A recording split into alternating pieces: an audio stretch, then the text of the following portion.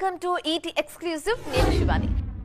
Junior NTR Prashanth Neel cinema ఎలా ఉండబోతుందో తెలుసా? అది ఇంటర్నేషనల్, అంతా ఇంత కాదు అంటూ హైప్ తోనే చంపేస్తున్నారు మేకర్స్. తాజాగా ఈ సినిమా గురించి మరో అప్డేట్ బయటకు వచ్చింది. అది తెలిసి డబుల్ సెలబ్రేషన్స్ చేసుకుంటున్నారు తారక్ ఫ్యాన్స్. మరి అదేంటి? డ్రాగన్ ముచ్చట్లన్నీ ఎక్స్క్లూజివ్ గా చూద్దాం. RRR హిట్ అయినప్పుడు కాదు కానీ దేవరా ఆడినప్పుడే జూనియర్ ఎన్టీఆర్ అసలు స్టామినా ఏంటో అందరికీ తెలిసిందే. ఈ సినిమాకు ఫస్ట్ వీకెండ్ ఎలాంటి టాక్ వచ్చిందో చెప్పనక్కర్లేదు. అయినా కూడా తన మాస్ ఇమేజ్ తో నిలబెట్టడం కాదు, బ్లాక్ బస్టర్ కొట్టి చూపించారు తారక్. పైగా రాజమౌళి తర్వాత సినిమా సెంటిమెంట్ ను బ్రేక్ చేశారు. దేవరా అంటే మనకు ముందుగా గుర్తొచ్చేది సముద్రమే. అందులో సీ బ్యాక్ డ్రాప్ అంతగా వాడుకున్నారు కొరటాల శివ. ప్రస్తుతం వార్ 2 సినిమాతో బిజీగా ఉన్నారు తారక్. హృతిక్ రోషన్ తో కలిసి ఇందులో నటిస్తున్నారు ఎన్టీఆర్. వార్ 2లోనూ సముద్రంలో కొన్ని యాక్షన్ సీక్వెన్స్లుంటాయని తెలుస్తోంది. వార్ 2 తర్వాత ప్రశాంత్ నీల్ సినిమా సెట్స్ లో జాయిన్ కానున్నారు జూనియర్ ఎన్టీఆర్. ఈ చిత్ర షూటింగ్ ఇప్పటికే మొదలైంది. ఈ సినిమా గురించి తాజాగా అదిరిపోయి అప్డేట్స్ ఇచ్చారు మైత్రి రవిశంకర్. డ్రాగన్ రేంజ్ ఇంటర్నేషనల్ అంటూ ఫ్యాన్స్ ను ఊరించారాయన. హై వోల్టేజ్ యాక్షన్ ఎంటర్టైనర్ గా డ్రాగన్ తెరకెక్కుతుందన్నారు రవి. 1960s నేపథ్యంలో గోల్డెన్ ట్రయాంగిల్ గా పిలువబడే సముద్ర తీర ప్రాంతంలో జరిగే డ్రగ్ మాఫియా బేస్డ్ గా డ్రాగన్ తెరకెక్కుతుందని తెలుస్తోంది. ఈ లెక్కన ఇందులోనూ సముద్రమే స్పెషల్ అట్రాక్షన్. దేవర తర్వాత తారక్ ఎంచుకుంటున్న కథల్లో తెలియకుండానే సముద్రం వచ్చేస్తుంది. సెంటిమెంట్ కూడా రిపీట్ అయితే సినిమా సెన్సేషన్ అవుతుందేమో. తెగించాలని ఫిక్స్ అయినప్పుడు పూర్తిగా తెగించాలి. సగం సగం ఉంటూ మోమాట పడకూడదు. నాని ఇప్పుడు ఇదే చేస్తున్నారు. మొన్న హిట్ 3లోనే వైలెన్స్ ఎక్కువైందనుకుంటే ఇప్పుడు ఏకంగా దానికి అమ్మమ్మ లాంటి వైలెంట్ సినిమాతో వస్తున్నారు. ది ప్యారడైజ్ టీజర్ విడుదలైంది. అసలు నాని ఏం చేయబోతున్నారు? ఫ్యామిలీ ఆడియన్స్ కు దూరం అవుతున్నారా? నాని కరెక్ట్ ట్రాక్ లోనే వెళ్తున్నారా? అదేంటి, వరుస సినిమాలతో పాటు 100 కోట్ల సినిమాలిస్తున్న హీరోను పట్టుకుని ట్రాక్ మారుతున్నారా అంటారేంటి? అర్థం లేకుండా అని అనుకోవచ్చు. కానీ నాని నిర్ణయాలు చూస్తుంటే ఫ్యాన్స్ కు ఇలాంటి అనుమానాలే వస్తున్నాయి. ఒకప్పుడు ఎలా ఉండే నానిగారు ఎలా అయిపోతున్నారు అంటూ షాక్ అవుతున్నారు వాళ్ళు. ఇదిగో నాని అంటే మన ఆడియన్స్ కి ఇలా కూల్ గా పక్కింటి అబ్బాయిగా కనిపించేవారు. ఏవండోయ్ నానిగారు అని పిలిస్తే ఆ అంటూ పలికేంత దగ్గరగా ఉంటాయి ఆయన పాత్రలు. ఇప్పుడేమో మాస్ అంటూ ఫ్యామిలీ ఆడియన్స్ కి దూరంగా వెళ్ళిపోతున్నారు నేచురల్ స్టార్. ఈయన సినిమాల్లో రాను రాను వైలెన్స్ మరీ ఎక్కువైపోతోంది. మొన్నొచ్చిన హిట్ 3 టీజర్ చూశాక వామ్మో అక్కడున్నది నానియేనా అన్న అనుమానాలొచ్చాయి అందరికి. యానిమల్ కి బాప్లా ఉన్నాడేంట్రా బాబు అంటూ అంతా ముక్కును వేలేసుకున్నారు.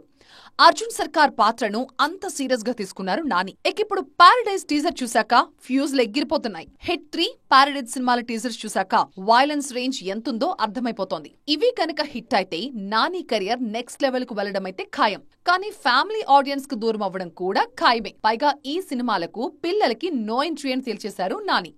మరి ఈ సినిమాలతో నాని ఏం చేయబోతున్నారో చూడాలిక. వివి వినాయక్ కు ఏమైంది?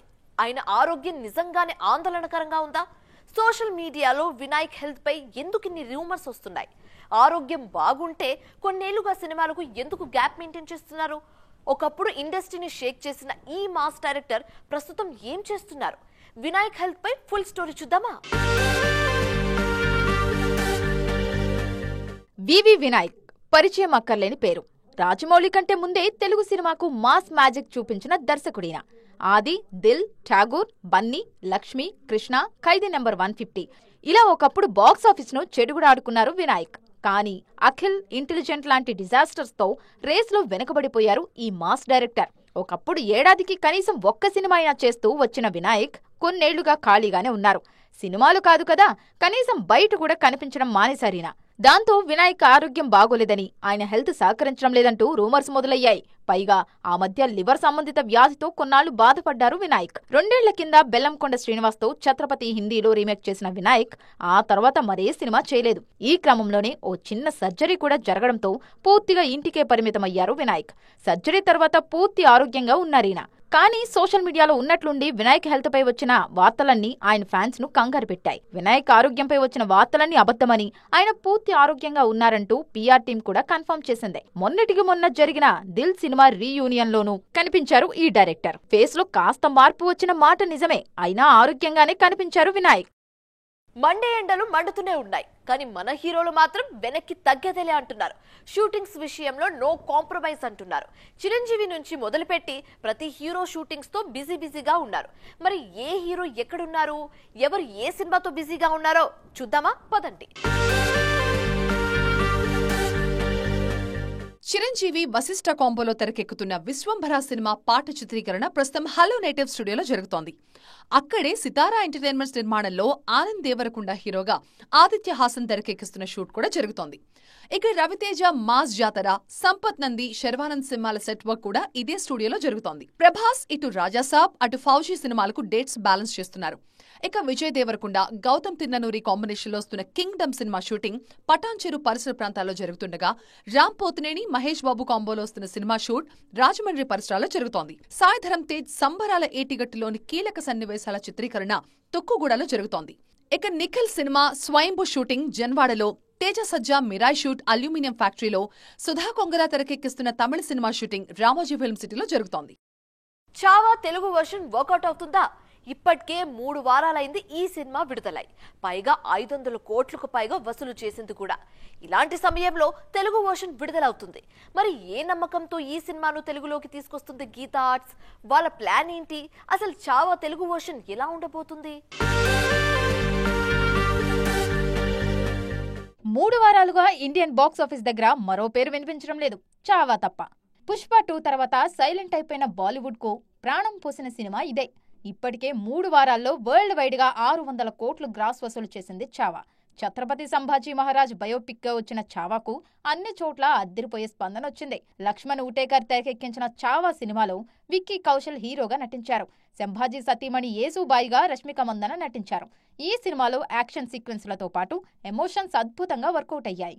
ముఖ్యంగా క్లైమాక్స్ కు థియేటర్స్ నుంచి వస్తూ అంతా కన్నీరు పెట్టుకుంటున్నారు. ఇంతటి రెస్పాన్స్ వస్తున్న సినిమాను రీజనల్ లాంగ్వేజెస్ లోకి తీసుకురావాలనే డిమాండ్ విడుదలైన రోజు నుంచే వినిపిస్తుంది. తాజాగా గీతా ఆర్ట్స్ ఇదే చేస్తున్నారు. మార్చి 7న చావా తెలుగు వర్షన్ వస్తుంది. డబ్బింగ్ కూడా ఏదో చేశామన్నట్లు కాకుండా చాలా జాగ్రత్తలు తీసుకున్నారు. ఈ వారం సినిమాలేం లేకపోవడం చావాకు కలిసొచ్చే అంశం. ప్రతిష్టాత్మక ఆస్కర్ అవార్డుల వేడుక ఘనంగా జరిగింది. 2 ఏళ్ల కింద మన RRR మూవీ ఉంది కాబట్టి అలాం పెట్టుకొని మరి ఆస్కర్ గురించి ఆరా తీశారు మనోళ్ళు. కానీ ఇప్పుడు ఇండియన్ సినిమాలు ఏవి లేకుండానే ఈ ఈవెంట్ ముగిసింది. మరి ఈసారి ఆస్కర్లో ఉత్తమ నటుడు ఎవరు, సినిమా ఏంటి, అసలు అవార్డుల ముచ్చట్లేంటో చూద్దామా? లాస్ ఏంజల్స్ లోని డాల్బీ థియేటర్లో 97వ ఆస్కర్ పురస్కారాల ప్రధానోత్సవం ఘనంగా జరిగింది. ఈ ప్రతిష్టాత్మక ఈవెంట్కు ప్రముఖ నటుడు, నిర్మాత కానన్ ఓబ్రియన్ హోస్ట్ గా వ్యవహరించారు. ఈసారి ఇండియన్ సినిమాలేవి రేసులో లేవు. ఉత్తమ నటుడుగా ది బ్రూటలిస్ట్ సినిమాకు గాను అడ్రియన్ బ్రాడీ, నటిగా అనోరా సినిమాకు మైకీ మాడ్సన్ ఎంపికయ్యారు. ఈసారి అకాడమీ అవార్డుల్లో అనోరా సినిమా సత్తా చూపించింది. ఉత్తమ నటితో పాటు ఉత్తమ చిత్రం, దర్శకుడు, ఒరిజినల్ స్క్రీన్ ప్లే, ఎడిటింగ్ విభాగాల్లోనూ అనోరాకు అవార్డులొచ్చాయి. ఇది ఓ వేశ్య కథ. చదువు కోసం USA వచ్చిన ఓ రష్యన్ కోటీశ్వరుడు 23 ఏళ్ల వేశ్యతో ప్రేమలో పడతాడు. వాళ్ళ పెళ్లికి కుటుంబం ఒప్పుకోదు. ఆ తర్వాత ఏం జరిగింది అనేదే ఈ సినిమా కథ. ఉత్తమ సహాయ నటుడుగా ది రియల్ పెయిన్ లో నటనకు గాను కీరన్ కైల్ కల్కిన్, ఉత్తమ సహాయ నటిగా ఎమిలియా పెరెస్ సినిమాకు జోయా సాల్దానా, ఉత్తమ విజువల్ ఎఫెక్ట్స్ విభాగంలో డ్యూన్ పార్ట్ 2, బెస్ట్ యానిమేటెడ్ సినిమాగా flow, best animated short film గా in the shadow of Cyprus సినిమాలు నిలిచాయి. సో ఇది ఇవాల్టి ఈటీ ఎక్స్క్లూసివ్. మరిన్ని ఇంట్రెస్టింగ్ అండ్ కలర్ఫుల్ అప్డేట్స్ తో మళ్ళీ కలుద్దాం. అప్పటి వరకు చూస్తూనే ఉండండి TV9. బాయ్.